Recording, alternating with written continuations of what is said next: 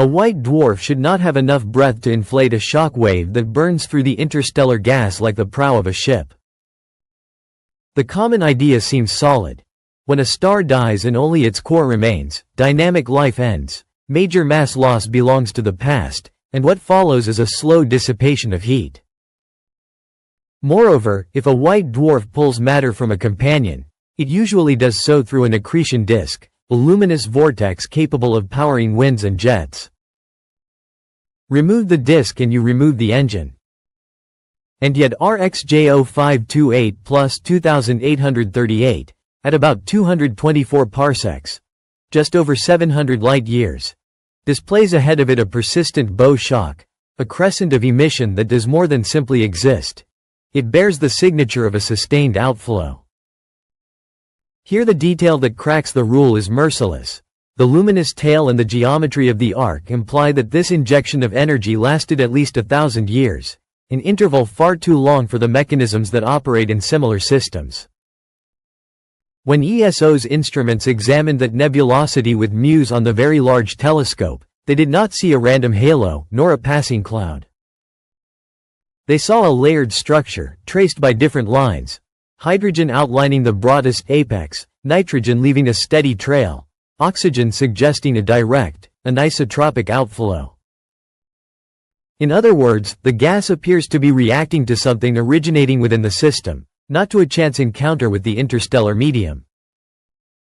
The bow shock is aligned with the star's proper motion, as if the object were truly plowing through its environment and compressing it, and that compression were heating and ionizing the gas until it glows. The scale of the apex is striking. In hydrogen, the arc extends to about 0.018 parsecs, nearly 3,800 astronomical units. At such a distance, the inner solar system would vanish like a grain of dust. At this point, the temptation is to cling to familiar labels. A nebula like this might resemble a nova remnant. After all, many white dwarfs in binaries erupt, eject shells, and those shells then interact with their surroundings. But here the velocities do not show the near-spherical expansion typical of an escaping shell. They remain remarkably constant along the structure. And the nitrogen tail, smooth and coherent, seems to tell not of a single blow, but of a continuous or near-continuous loss, a story written quietly over a millennium. If it had been a classical nova at 224 parsecs, it would likely have reached a brightness visible to the naked eye, an event hard to miss.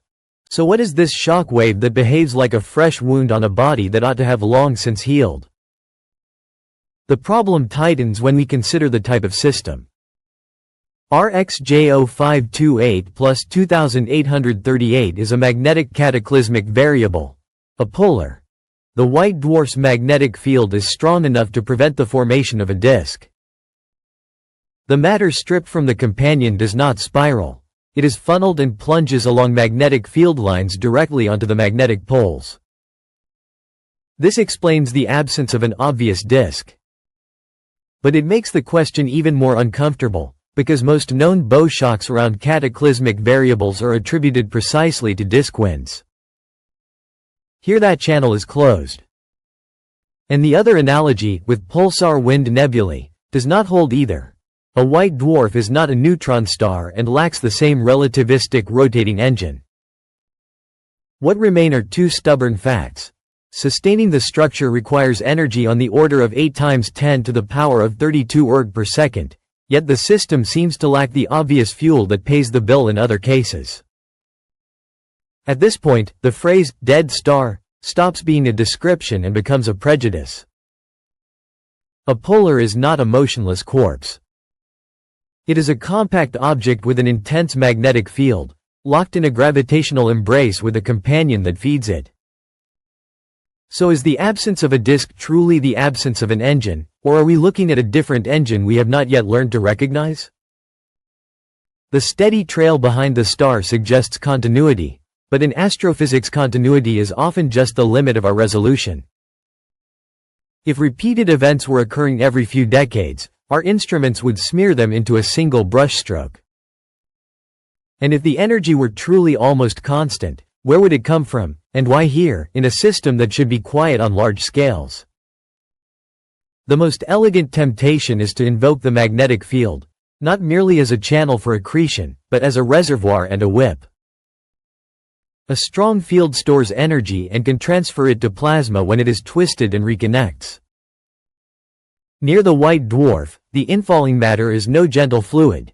It is an ionized stream that is braked, accelerated, and torn into natural electric arcs. If the magnetosphere is sufficiently agitated, it can behave like a generator, converting magnetic energy into the kinetic energy of the gas, producing a wind even without a disk. This hypothesis is appealing because it shifts the question, not where the wind originates, but how long a magnetic battery can sustain it. And here a crack opens that makes the story even more unsettled. Estimates suggest that the current magnetic field, as we measure it, could power a bow shock for a few hundred years, not a millennium. The leading candidate arrives too late. This does not close the path, it deepens it. Perhaps the field was stronger in the recent past and is now discharging. Perhaps the mass loss has not been uniform, but a sequence of closely spaced episodes, frequent enough to appear as a continuum. Observations, with their resolution, could be blending events separated by less than about 75 years, erasing the beats and leaving only the trail. There is another constraint gripping RxJ0528 plus 2838 like a vice. If you try to make the companion pay the bill with a normal red dwarf wind, the result is almost absurd. Velocities on the order of 100,000 km per second would be required to achieve the necessary power with typical mass loss rates. It is a clean way of saying that such a wind, as it stands, is not enough. The system therefore seems forced to invent a different way out. Either it dramatically increases the mass it expels, or it accelerates the matter through a mechanism not included in standard models of polars. At this point, the bow shock ceases to be just a shape. It becomes a chronometer. Its length, its alignment with the star's trajectory, the regularity of the nitrogen tail, all suggest that the interstellar medium has recorded the system's recent history, like snow preserving a footprint. If that footprint stretches across 1,000 years, then 1,000 years ago the system was already capable of pushing. But a millennium, for a cataclysmic variable, is long enough to rule out a single event and short enough to suggest a transient phase, a regime that appears and then fades. And here the discovery grows larger than the individual star. Polars are numerous, yet extended structures like this are almost non-existent. Either RxJ0528 plus 2838 is truly exceptional, or we have been looking at the others the wrong way. It is possible that weaker bow shocks exist but are too faint, too easily confused with the background of the sky. Muse has made visible what a simple image would have dismissed as haze, separating lines and temperatures, and showing that the nebulosity belongs to the system, not to a passing cloud. The central question remains: what, in a system without a disk, transforms channeled accretion in a magnetic field into an outflow capable of sculpting thousands of astronomical units of luminous arc?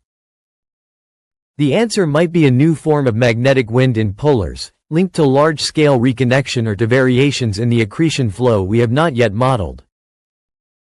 Or it might reveal that our diskless accretion models are too local. They describe what happens near the surface, but do not follow the energy out to distances where the interstellar medium begins to respond. And there is also the role of motion. RxJ0528 plus 2838 is moving through the gas of the Milky Way at about 142 km per second relative to the local medium. At those speeds, even a modest wind becomes a hammer, because the bow compresses and heats the gas efficiently. This does not solve the mystery of the engine, but it explains why the signature is so sharp. The system is not only expelling, it is also racing, and the medium ahead acts as an amplifier.